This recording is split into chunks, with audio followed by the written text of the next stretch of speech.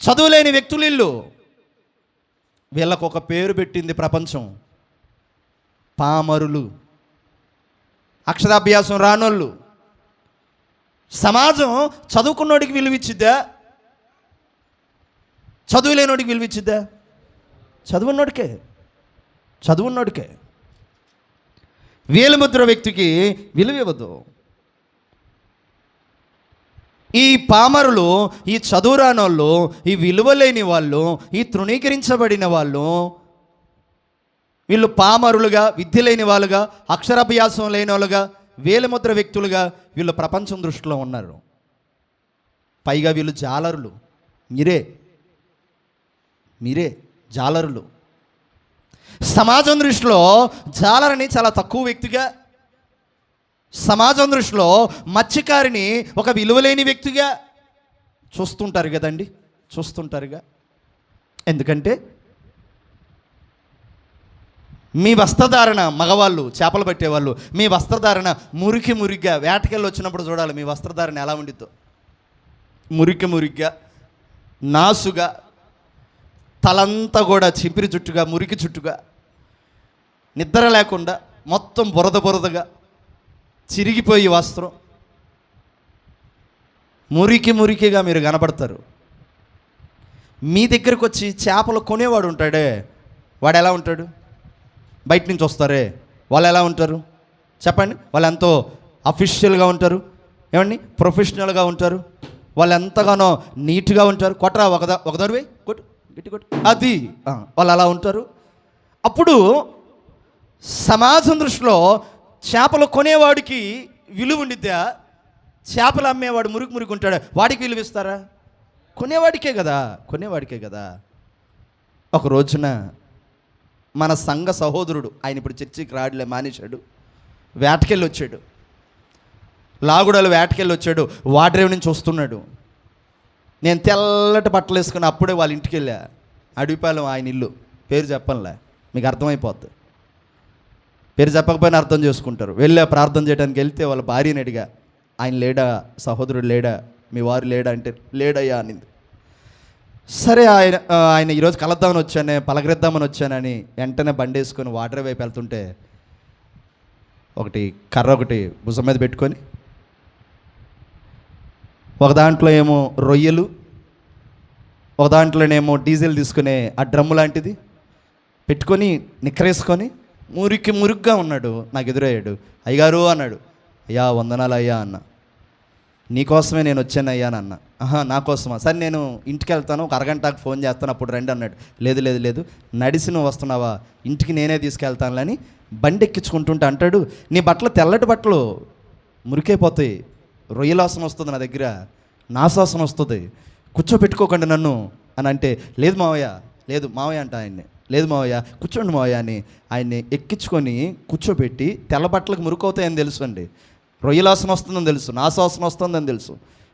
ఆయన ఎడమేడంగా కూర్చోవాలనుకుంటే ఎడమేడంగా వద్దు, నన్ను ఆనుకొని కూర్చో, ఏమైతే ఏం కావులే అన్న. అలా తీసుకుని వెళ్ళి ఇంటి దగ్గర వదిలే. ఈరోజు విలువ లేకుండా, ఎన్నిక లేకుండా, కనపడితే కనీసం వందనాలు చెప్పకుండా, అనేక రకాలుగా దుర్భాషలు మాట్లాడుతూ ఈరోజు ఈ సంఘాన్ని వదిలేసి నచ్చిన చోటకి వెళ్ళిపోయాడు. ఈ మాట ఎందుకు చెప్పానంటే, ఒక ఎన్నిక లేని వ్యక్తిని, విలువ లేని వ్యక్తిని, చేపలు పట్టుకునే వ్యక్తిని సమాజం వీడు చేపలు పట్టుకునేవాడు, రొయ్యలు పట్టుకునేవాడు అని చూస్తే, మా వంటి సేవకులు మిమ్మల్ని ఎలా చూస్తారో తెలుసా? వినండి, మా వంటి సేవకులు మిమ్మల్ని ఎలా చూస్తారో తెలుసా? మీరు లేకపోతే మేము లేమన్నట్టుగా చూస్తారు. కొట్టండి చప్పట్లు ఒకసారి, దేవునికి స్తోత్రం చెప్పండి ఒకసారి, హల్లెలూయా. మీరే మా సర్వం అన్నట్టుగా మేము మిమ్మల్ని చూస్తాం. రొయ్యల కంపెనీకి వెళ్ళి పగలల్లా కష్టపడి పనిచేసి ఆ రొయ్యలు ఒలిసిన చేతులతోనే, ఆ వస్త్రాలతోనే మీరు ఇళ్ళకొచ్చినా మీ ముందు కూర్చొని మేము మాట్లాడుతుంటాం ప్రేమగా. ఎందుకో తెలుసా? మీరే మా సర్వం అని. లోకం మత్స్యకారులకి, జాలరులకి విలువివ్వదు, కానీ యేసయ్య సేవకు పిలుచుకున్న సేవకులు మిమ్మల్ని ఎలా చూస్తారంటే, మీరు గొప్పోళ్ళగా మేము చూస్తాం. మేము నా వ్యక్తిగత నేను చెప్తున్నా, నేను అన్నం తినే ముందు మిమ్మల్ని అందరినీ నేను తలుచుకుంటా తెలుసా? నా పిల్లలు అన్నం తిన్నారో లేదో ఈరోజు, మా అక్కోళ్ళు అన్నం తిన్నారో లేదో, మా తమ్ముళ్ళు అన్నం తిన్నారో లేదో అని అనుకుంటా మనసులో. కొన్నిసార్లు అనుకుంటమే కాదు, టైం కూడా చూసుకొని ఫోన్ చేసేస్తా, తిన్నారా ఏమ్మా, తిన్నారా లేదా అని అడుగుతా. కానీ మీరు భోజనం చేసి తినేటప్పుడు, మీరు ముద్ద నోట్లోకి వెళ్ళేటప్పుడు, ఈరోజు నా సేవకుడు తిన్నాడా లేదా, మా అయ్యగారు ఈరోజు భోజనం చేసాడా లేదా అని ఎంతమంది అనుకుంటున్నారో మీకు తెలియాలి. మీరు అనుకోకపోయినా అనుకున్నా నేను ఎప్పుడు అనుకుంటానే ఉంటాను. సాయంత్రం అయిందంటే మీరు ఎలా ఉన్నారేంటో తెలుసుకోవడానికి మీ ఎద్దకు వస్తుంటా. ఎందుకంటే మిమ్మల్ని ఒక జాలరులుగా, మిమ్మల్ని ఒక మతికారులుగా, విల్లు లేని వాళ్ళుగా నేను చూడను. ఎందుకంటే నా మనసు అలాంటిది. స్తోత్రం చెప్పండి ఒకసారి, హల్లెలూయా. ఇప్పుడు వీళ్ళని, పేతురుని, యోహాన్ని విలువ లేని వ్యక్తులుగా చూస్తే, అదే సమాజము వీళ్ళలో ఉన్న ధైర్యాన్ని చూసి ఆశ్చర్యపోతున్నారంట. ఏంటి వీళ్ళ ధైర్యం? వీళ్ళు ఏం చేస్తున్నారు? సిలువను గురించిన వార్త చెప్తున్నారు, యేసయ్య గురించి సువార్త ప్రకటిస్తున్నారు. మీరు యేసయ్యకి సిలువేశారని ధైర్యంగా చెప్తున్నారు. పేతురు, యోహానుల ధైర్యాన్ని చూసి సమాజం, లోకం ఆశ్చర్యమైపోయి వీళ్ళు ఏమంటున్నారు తెలుసా? వీళ్ళు యేసుతో కూడా ఉన్నవాళ్ళు అంటున్నారు. కొట్టండి చప్పట్లు ఒకసారి, దగ్గరగా స్తోత్రం చెప్పండి, హల్లెలూయా. యేసు నామమున నిద్రమత్తులు వదిలిపోను గాక. యేసు నామమున ప్రతి విధమైన డిస్టర్బెన్స్ ఆత్మ తొలగిపోను గాక. పావుగంటేనండి చాలు. ఈ పావుగంట ఎంతో విలువైంది. పేతురు, యోహానుల ధైర్యాన్ని సమాజం చూసినప్పుడు సమాజం ఆశ్చర్యపోయి వీళ్ళు యేసుతో కూడా ఉన్నోళ్ళు. వీళ్ళు ఎన్నిక లేనోళ్ళు, కానీ యేసుతో కూడా ఉండేసరికల్లా వీళ్ళకి ఏమొచ్చేసింది? ఎన్నిక. వీళ్ళు తృణీకరించిన వాళ్ళు, కానీ యేసుతో ఉండేసరికల్లా వీళ్ళు ఏమయ్యారు? తలక్రిందులు, లోకాన్నే, సర్వలోకాన్నే తలక్రిందులు చేసిన వాళ్ళు అయిపోయారు.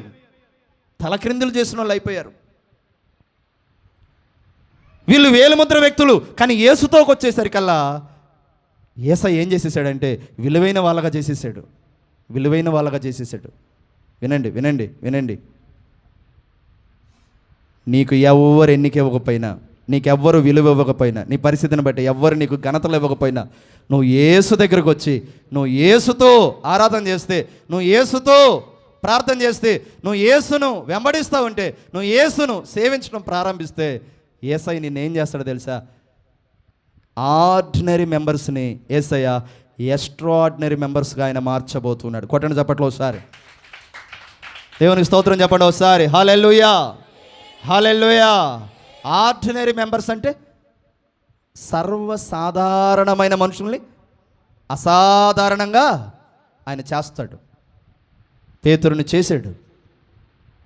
ఏ పేతురునైతే చేపలు పట్టేవాడని అన్నారో అదే పేతురు రోడ్డు మీద నడుచుకుంటూ వెళ్తుంటే పేతురు నీడ తగిలి చనిపోయిన శవాలు కూడా లేచి నిలబడ్డాయంట. కొట్టు చప్పట్లో ఒకసారి,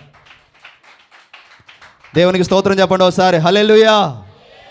ఏ పేతురునైతే తక్కువ అడుగు చూశారో అదే పేతురు నీడ తగిలి కుంటివారు బాగుపడ్డారంట. స్తోత్రం చెప్పండి ఒకసారి, హల్లెలూయా.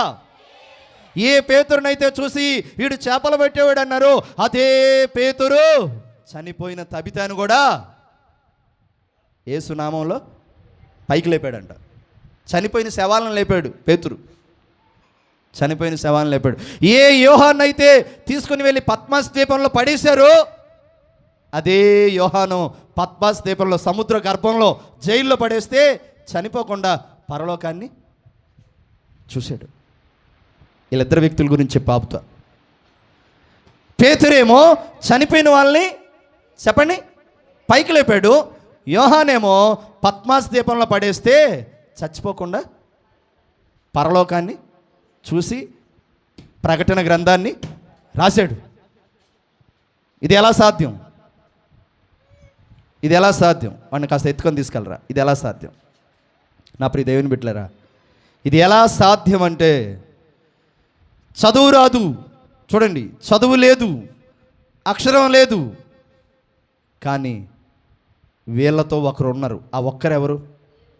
దేవుడు అంటం కన్నా ఆ ఒక్కడెవరంటే యేసుక్రీస్తు వారు అని చెప్పండి. ఆ ఒక్కరెవరు? యేసుక్రీస్తు వారు. దేవునికి స్తోత్రం చెప్పండి, హల్లెలూయా. దేవునికి స్తోత్రం, దేవునికి స్తోత్రం, దేవునికి స్తోత్రం. ఆ ఒక్కడు యేసు